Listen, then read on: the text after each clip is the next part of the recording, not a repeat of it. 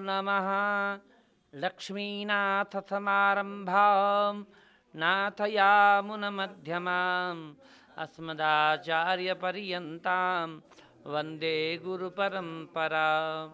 यो नित्यमच्युतपदाम्बुजयुग्मरुक्म व्यामोहतस्तदितराणि तृणाय मेने अस्मद्गुरोर्भगवतोऽस्य दयैकसिन्धो रामानुजस्य चरणौ शरणं प्रपद्ये।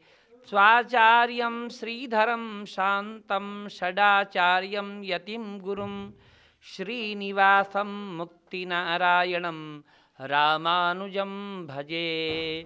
वसुदेवसुतं देवं कंसचाणूरमर्दनं देवकी परमानन्दं कृष्णं वन्दे जगद्गुरुम्। ॐ ज्ञानानन्दमयं देवं निर्मलं स्फटिकाकृतिम् आधारं सर्वविद्यानां हयग्रीवमुपास्महे। नारायणं नमस्कृत्य नरं चैव नरोत्तमं देवीं सरस्वतीं व्यासं ततो जयमुदीरयेत्। बोल वृंदावन बिहारी लाल की जय। अखिल कोटि ब्रह्मांड नायक परब्रह्म परमात्मा भगवान श्री कृष्णचंद्र महाराज की असीम अनुकंपा से आज हम छठे दिन श्रीमद् भगवत गीता पर परिशीलन कर रहे हैं। आज सौभाग्य से पूज्य परम विद्वान हमारे गुरुजी यहाँ पर विराजमान हैं। आपका सानिध्य प्राप्त है। हमने अभी तक गीता में कई विषयों का निर्णय कर लिया। प्रथम निर्णय तो यह कर लिया कि यह जीवन कर्म रहित होने के लिए नहीं है, कर्म करने के लिए है। जैसा कि अर्जुन भयभीत होकर के भावी जनसंहार की भीति से भयभीत होकर के युद्ध से विरत हो रहे थे, तो भगवान ने उनको युद्ध करने के लिए प्रेरित किया, अर्थात कर्म करो ऐसा कहा। कर्म करो नहीं कहा, कर्म योग करो कहा। लाभालाभ जया जय इत्यादि में सम रह करके तुम करो तो तुम्हें कर्म बंधन नहीं होगा। कर्म करते हैं तो कर्मों का बंधन होता है, लेकिन कर्म योग करते हैं तो कर्मों का बंधन नहीं होता। यह हमने निर्णय कर लिया। और कर्म योग में अंतर है, ज्ञान और ज्ञान योग में अंतर है, भक्ति और भक्ति योग में अंतर है। यह बात भी हमने समझ ली। और गीता में योग शब्द यदि आया है, केवल योग शब्द, तो उसका अर्थ कर्म योग है, यह समझ लिया। यदि संन्यास शब्द आया है तो उसका अर्थ है ज्ञान योग। संन्यास शब्द आया है तो उसका अर्थ है ज्ञान योग, यह भी हमने समझ लिया। और अकर्म शब्द का अर्थ भी ज्ञान योग है, यह भी समझ लिया। और कल तक कर्म संन्यास योग के विषय में हमने जाना। कर्म योग के बिना ज्ञान योग की सिद्धि नहीं होती है, यह भी जाना। कर्मयोग की अपेक्षा ज्ञान योग श्रेष्ठ है, यह भी जाना। लेकिन सीधे कोई ज्ञान योग का अधिकारी नहीं बन सकता, यह भी जाना। कर्मयोग ज्ञान योग का पोषक है, ज्ञान योग कर्मयोग का पोषक है, यह भी जाना। अर्थात कर्मयोग में भी ज्ञान योग है और ज्ञान योग में भी कर्म योग है, यह भी जाना। आज भगवान फिर आगे बता रहे हैं। श्री भगवानुवाच अनाश्रितः कर्मफलम् कार्यं कर्म करोति यः स सन्न्यासी च योगी च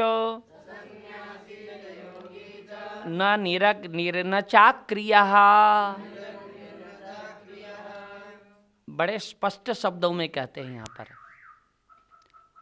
अनाश्रितः, यहाँ पर कर्म फलम अनाश्रितः ऐसा अन्वय करिए। कर्म फल का आश्रय लिए बिना, अर्थात कर्मयोगी बन करके, लाभा लाभो जया जयो, हम अमुक कर्म अमुक फल पाने के लिए ही कर रहे हैं, इस तरह से आसक्ति रखे बिना। कर्तव्य कर्म करना मेरा कर्तव्य है। भगवान ने हमें विचित्र शरीर दिया है और यह शरीर निष्क्रिय रहने के लिए नहीं है, इसके द्वारा अच्छे कर्म होने चाहिए और वह कर्म सभी भगवत परक होना चाहिए। यत यत कर्म करोमि तत् तदखिलम शंभोस्तवाराधनम। जो भी हम कर्म कर रहे हैं ये सारे कर्म भगवान की आराधना बने। दुकान करो, सर्विस करो, बिजनेस करो, कुछ भी करो, रसोई बनाए, कुछ भी करें, जो भी कार्य हम कर रहे हैं यह भगवान की आराधना है। हम इसमें भगवान की आराधना कैसे बनती है उस भाव को ढूंढें और भगवत आराधन परक कर्म को करने से सारे कर्म कर्म योग बन जाते हैं और वहाँ पर कर्म फल का आश्रय नहीं बनता, कर्म फल में आसक्ति नहीं बनती। कर्म फल में आसक्ति रखे बिना अनाश्रितः कर्म फलम, इस वाक्य का अर्थ है। कार्यम माने अवश्य करणीय, कार्यम का तात्पर्य अवश्य करणीय। कर्म माने जो कर्म है उनको यह करोति, जो करता है, अर्थात कर्तव्य कर्मों को अनिवार्य रूप से करता है किंतु उसमें कर्म फल की आसक्ति नहीं रखता। उसको क्या बोला? सह सन्यासी, उसी को सन्यासी कहा है। कपड़े रंगने वाले को सन्यासी गीता में कहीं भी नहीं कहा है। स सन्यासी यह अनाश्रितः कर्म फलम कार्यम करोति सह सन्यासी। अनाश्रित होकर के कर्म फल करता, कर्म फल का आश्रय लिए बिना कर्तव्य कर्मों का पालन करता है, वही सन्यासी है, गीता स्पष्ट रूप में कहती है। और योगी, योगी शब्द का क्या अर्थ? कर्मयोगी, ठीक है ना। वही सन्यासी है और वही योगी है। न निराग्निर न चाक्रिय, जो अग्नि रहित है। अग्नि माने 3 प्रकार की अग्नि होती है, आहवनीयाग्नि, दाक्षिणाग्नि और गार्हपत्याग्नि। तो अग्निहोत्र लेते हैं गृहस्थ होकर के शादी होने के बाद। और एक गार्हपत्याग्नि होती है, उस अग्नि का प्रज्वलन मृत्यु के दिन तक होना चाहिए। अर्थात जो अग्नि प्रज्वलित करता है, नित्य हवन करता है, अर्थात कर्म करता है ना। रसोई में वो अग्नि प्रज्वलित होती है, भोजन बनाता है, अतिथियों को खिलाता है, साधु संत महात्माओं को खिलाता है, उसको साग्नि बोलते हैं, ठीक है ना, अग्नि के साथ रहना। और निरग्नि माने अग्नि का जिसने त्याग कर दिया, अर्थात मैं कोई काम नहीं करूंगा, अग्नि रहित होकर के रहने वाला निरग्नि है। निरग्नि को सन्यासी नहीं कहा गया है। और अक्रिय, अक्रिय माने कर्म रहित, कर्म योग से रहित को न तो सन्यासी कहा गया है और न योगी कहा गया है। स्पष्ट हुआ श्लोक का अर्थ?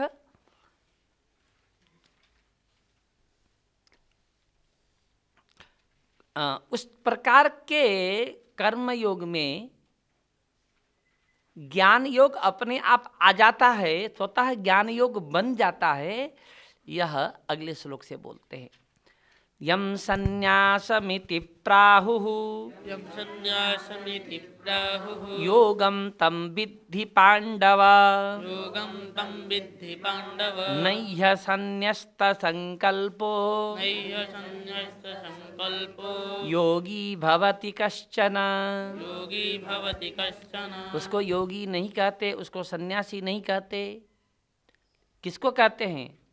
यम सन्यासम इति प्राहु, जिसको सन्यास कहा जाता है वह सन्यास वास्तव में योग ही है। योग माने कर्म योग। गीता में कहीं भी केवल योग शब्द आए तो समझ लेना कर्म योग, योगी शब्द आए तो क्या समझ लेना? कर्म योगी। युक्त शब्द आए तो क्या समझ लेना? कर्म योग से परिपूर्ण व्यक्ति, ठीक है। यम संन्यासम इति प्राहु, जिसको संन्यास कहा गया है, लोग कहते हैं। संन्यास का अर्थ मैंने कल एक और बताया था, ज्ञान योग, ठीक है ना। संन्यास का अर्थ गीता में ज्ञान योग है। तो जिसको संन्यास कहा गया है उसी को योग समझो, अर्थात उसी को कर्म योग समझो। कर्म योग में ज्ञान योग है, ज्ञान योग में कर्म योग है। इस दोनों का अन्योन्याश्रय संबंध स्थापित करते हैं यहाँ पर। असन्न्यस्त संकल्प योगी कश्चन न भवति, ऐसा अन्वय करेंगे। असन्न्यस्त संकल्प में संकल्प का जिसने त्याग नहीं किया है ऐसा कोई भी पुरुष योगी नहीं कहलाता, नहीं हो सकता। जिसने जीवन में संकल्पों का त्याग नहीं किया उसको योगी नहीं कह सकते, उसको वह योगी नहीं है। माने जो कपड़े तो पहन लिया, दंड धारण भी कर लिया, लेकिन जीवन में बहुत संकल्प है, ऐसा करूँगा वैसा करूँगा ये करूँगा। संकल्प का स्वरूप क्या है? इदम अहम करिष्ये, मैं यह करूँगा, यह इस तरह से मन से प्रतिज्ञा करना ही संकल्प है। तो असन्न्यस्त संकल्प, जिसने संकल्पों का त्याग नहीं किया है वह योगी नहीं बन सकता। अब आगे बताते हैं कि हम सभी पामर जीवों के लिए, सामान्य लोगों के लिए ज्ञान योग की अपेक्षा कर्म योग श्रेष्ठ है। ज्ञान योग की पराकाष्ठा बहुत ऊंची है और ज्ञान योग में प्रमाद हो सकता है, ज्ञान योग में त्रुटि हो सकती है। और ज्ञान योग करने के हम अभ्यस्त नहीं हैं, अभ्यासी नहीं हैं, लेकिन हम कर्म करने के अभ्यासी हैं। कर्मों को कर्म योग में बदलने की केवल जरूरत है, कर्मों को कर्म योग में बदलने की जरूरत है। कर्म करने के अभ्यासी तो हम हजारों लाखों बार जन्म ले चुके हैं और कर्म कर चुके हैं, और हमको कर्म करना आसान है। कर्म करने में प्रमाद कम है, कर्म करने में सरलता है। ज्ञान योग प्रमाद युक्त है, वहाँ थोड़ी भी गलती होने पर नीचे गिर जाता है, लेकिन कर्म योग में गलती करने पर इतना बड़ा पतन नहीं होता, क्योंकि कर्म योग पहली सीढ़ी है ना। पहली सीढ़ी से गिरेगा तो इतनी चोट नहीं आएगी, दूसरी तीसरी चौथी सीढ़ी में पहुंचने के बाद गिरा तो बहुत चोट आएगी, बहुत हानि होगी। अगले श्लोक से बोलते हैं, आरुरुक्षोर मुनेर योगम कर्म कारण मुच्यते योगारूढ़स्य तस्यैव शमः कारणमुच्यते। आरुरुक्षु शब्द का षष्ठी का रूप है आरुरुक्षोः। आरूढ़ होने की इच्छा करने वाला मुनि के लिए योगम कर्म कारणमुच्यते, योग में आरूढ़ होने की इच्छा करने वाले मुनि के लिए सबसे पहला कारण कर्म है। ध्यान रखिएगा, कर्म माने कर्म करके ही कर्म योगी बन सकता है, कर्म करके ही कर्म योगी बनता है। किंतु योगारूढ़स्य तस्यैव, योगारूढ़ हो जाने के बाद, योग में आरूढ़ होने, आरूढ़ माने योग में उतरने, योग में चढ़ने, योग में पहुंचने की इच्छा करने वाले को आरुरुक्षु कहा गया है। योगम आरुरुक्षु। और योगारूढ़ माने जो योग में बैठ चुका है, परिपक्व हो चुका है। अब उसके बाद कर्म की निवृत्ति करनी है आगे, तो फिर अब सम की जरूरत पड़ती है। कर्म योग के बाद ज्ञान योग की स्थिति आती है, तब पहली सीढ़ी कर्म योग के बाद सम में ज्ञान योग में पहुंचने के लिए सम कारण है। सम किसको कहते हैं?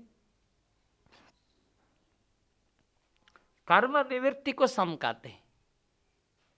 सम दम के और भी अर्थ हैं, इंद्रियों का दमन करना, बाह्य इंद्रियों का दमन करना दम, और आंतरिक मन को वश में करना शम कहलाता है वास्तविक रूप में। तो कर्म योग में आरूढ़ होने की इच्छा रखने वाले व्यक्ति के लिए कर्म पहला कारण है, और योगारूढ़ हो चुकने के बाद आगे बढ़ने के लिए शम पहला कारण है।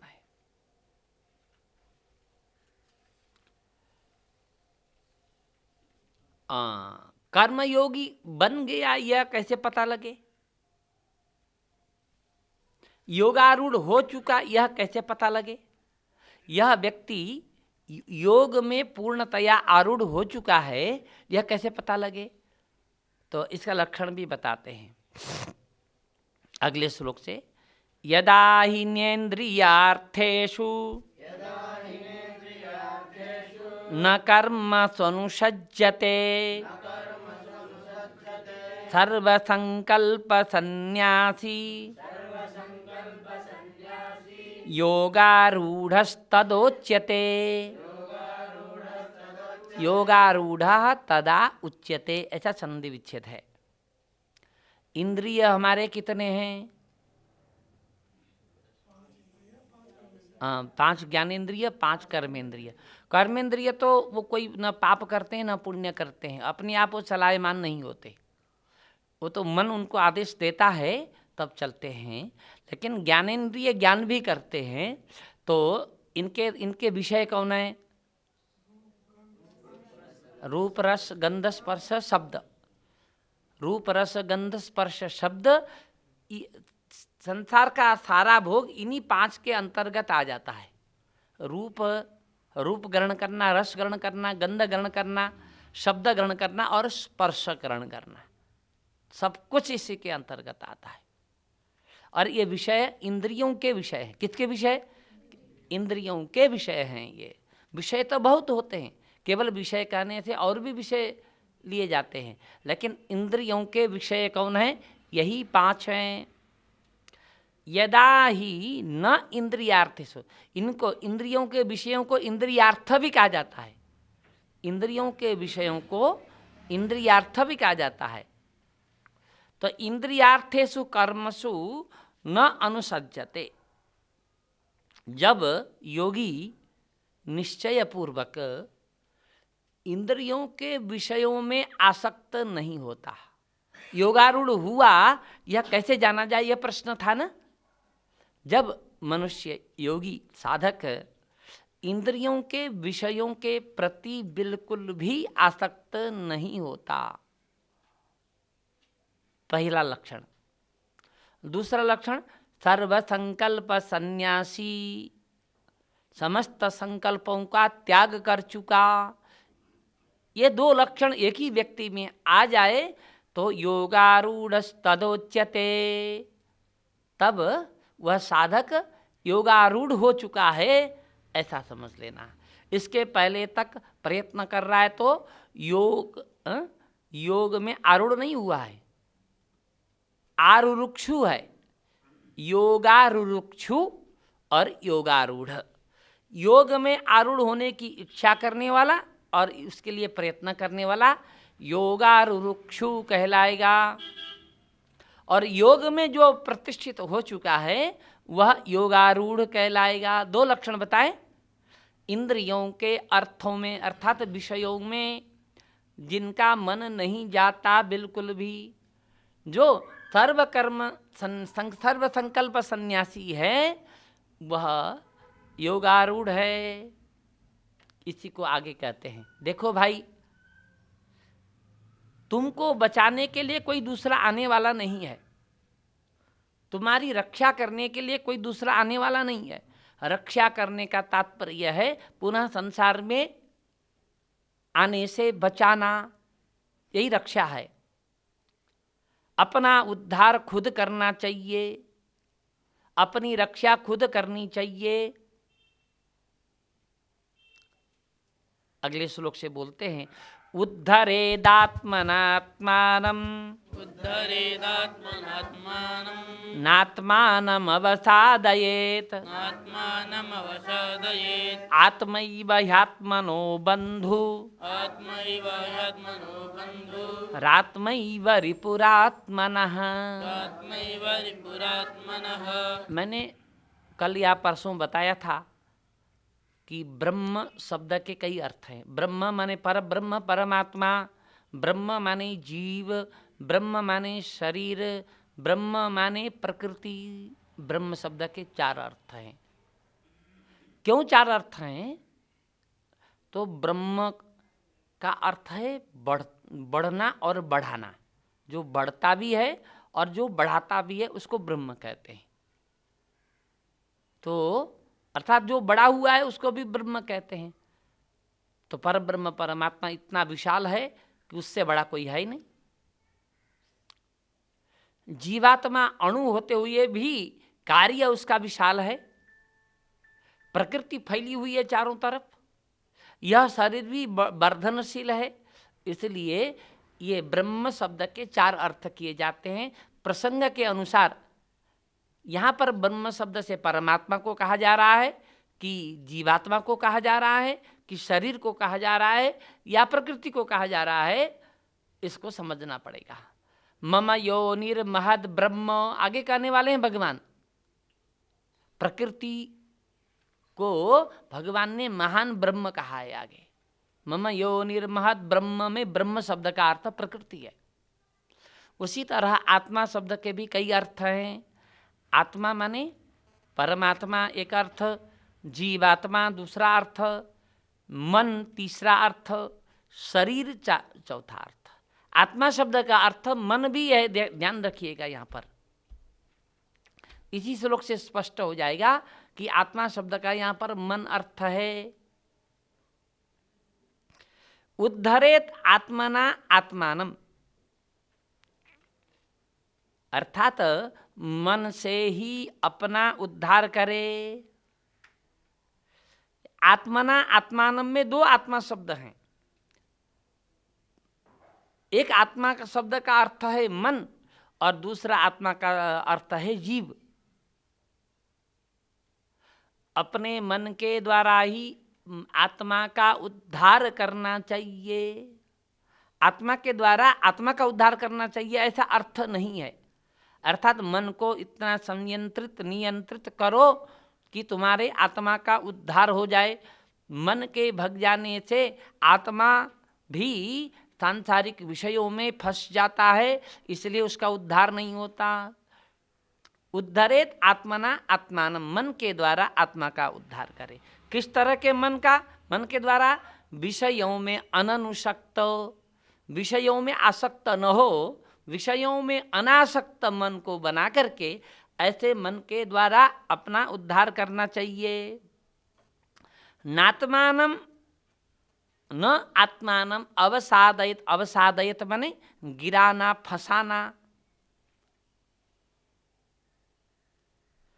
विषय में अनासक्त मन के द्वारा उद्धार करना चाहिए। तद विपरीत मन के द्वारा आत्मा को संसार में नहीं फंसाना चाहिए। आत्मानम न अवसादयेत आत्मैव ह्यात्मनो बन्धुरात्मैव रिपुरात्मन। देखिए यहाँ पर भी यहाँ भी 2 आत्मा शब्द है। आत्मा एव ही आत्मनः, मन ही आत्मा का मित्र है और मन ही आत्मा का शत्रु है। जो मन आत्मा को फंसने से बचाए वह मन आत्मा का मित्र है, और जो मन आत्मा को फंसाता है संसार में वह मन आत्मा का शत्रु है। ठीक है ना। बहुत लोग इसका अनर्थ करते हैं। अपने द्वारा अपना ही उद्धार करना चाहिए, अपने द्वारा अपने को नहीं फंसाना चाहिए, अपना ही स्वयं ही अपना शत्रु होता है, स्वयं ही अपना मित्र होता है, ऐसा अर्थ करते हैं। लेकिन वास्तविक अर्थ यह है, आपने कल परसों भी देखा, आत्मा शब्द का मन अर्थ है। आगे फिर कहते हैं बंधुरात्मा, देखिए आत्मैव आत्मनो बंधु आत्मा एवं रिपुरात्मनः, रिपु माने शत्रु। छठे श्लोक से बोलते हैं, बंधुरात्मात्मनस्तस्य येनात्मैवात्मना जितः अनात्मनस्तु शत्रुत्वे वर्तेतात्मैव शत्रुवत्। जिसने आत्मा के द्वारा मन को जीत लिया है। यदि यहाँ पर दूसरे आत्मा शब्द का अर्थ मन न होता तो आत्मा से आत्मा को जीतना अर्थ तो होता ही नहीं। आत्मा को जीतना, आत्मा जीतने की वस्तु नहीं है। आत्मा शब्द का अर्थ मन है। यहाँ पर एक आत्मा शब्द का मन अर्थ है और एक आत्मा शब्द का जीव अर्थ है। जीतने की तो वस्तु मन है, जीतने की वस्तु इंद्रिय है, लेकिन आत्मा जीतने की वस्तु नहीं है। परमात्मा जीतने की वस्तु नहीं है। आत्मा जिसके द्वारा, अर्थात जिस आत्मा के द्वारा मन को जीत लिया गया है, अवश्य ही उसका आत्मा माने उसका मन उस आत्मा का बंधु है। येन आत्मना आत्मा जीतः स आत्मा आत्मनः तस्य बंधु। अनात्मनस्तु शत्रुत्वे वर्तेतात्मैव शत्रुवत्। तो जिसने अपने मन को नहीं जीता है, उसका आत्मा अर्थात मन शत्रु की तरह शत्रु का व्यवहार करता है, शत्रुता में चलता है, शत्रुता में बरतता है। मन ही तो दुष्ट है ना, जीतना तो मन को ही है। आत्मा को जीतने की जरूरत नहीं है। जीतने योग्य वस्तु मन है। जो कुछ भी संसार में दुख हो रहा है वह मन के कारण है। तो मन को निर्मल बनाओ, मन को जीतो, यह प्रयास करना चाहिए। यदि आत्मा के द्वारा मन जीता नहीं गया है, मन वश में नहीं है, तो वह मन आत्मा के लिए शत्रुता का व्यवहार करता है। शत्रुता का व्यवहार करना माने गड्ढे में गिराना। गड्ढे में गिराना माने संसार चक्र में हमेशा गिरा देना। तो इस तरह से मन को जीतने की बात कही गई। 7वें श्लोक में कहते हैं, देखिए यहाँ पर आत्मा शब्द का अर्थ मन है, फिर हम सिद्ध कर रहे हैं। जितात्मनः प्रशान्तस्य परमात्मा समाहितः शीतोष्ण सुख दुःखेषु तथा मानापमानयोः। जीतात्मनः में दो शब्द हैं, जीत और आत्मा। आत्मा को जीता हुआ ऐसा अर्थ बनेगा क्या? आत्मा जीतने की वस्तु है ही नहीं। इसलिए जीतात्मना का अर्थ है जिसने मन को जीत लिया है। मन को जीत लेना माने मन को वश में रखना, मन को स्वतंत्र होकर के न छोड़ना। जिसने दूसरी लाइन से सब अर्थ निकलेगा, शीत उष्ण सुख दुख तथा मान और अपमान। इन शब्दों का अर्थ समझ में आता है? हम यहाँ पर प्रवचन नहीं कर रहे हैं। हमारा उद्देश्य गीता का मूल लगाना, गीता का जो मूल भाव है उसको लगाना और प्रत्येक श्लोक को पढ़ना, प्रत्येक शब्द का अर्थ जानना। ये पहली आवृत्ति है। दूसरी आवृत्ति इससे कुछ अच्छी होगी, व्याख्यात्मक होगी। तीसरी आवृत्ति और ज्यादा व्याख्या होगी। उसके बाद भाष्य में प्रवेश होगा। शंकराचार्य जी का भाष्य, रामानुजाचार्य जी का भाष्य, वल्लभाचार्य जी का भाष्य, फिर भाष्य का परिशीलन होगा। एक आवृत्ति में गीता नहीं लगती है। केवल श्रवण करना तो एक अलग बात है, गीता सुन लिया हमने प्रवचन में कथा की तरह, वो अलग बात है। सुनने से भी लाभ है। श्रुतम हरति पापानी, अंदर नहीं उतरा फिर भी सुनने मात्र से पाप नष्ट होते हैं। श्रुतम हरति पापानी, सुनने मात्र से, गीता की वाणी मात्र से पापों का नाश तो होता ही है। लेकिन हम केवल पापों का नाश करके हम संतुष्ट नहीं हैं, हम उसका ज्ञान भी करना चाहते हैं। अधीति बोधाचरण प्रचारण ही, शास्त्र कहते हैं पहले अध्ययन करो। यह अध्ययन है, अध्ययन कर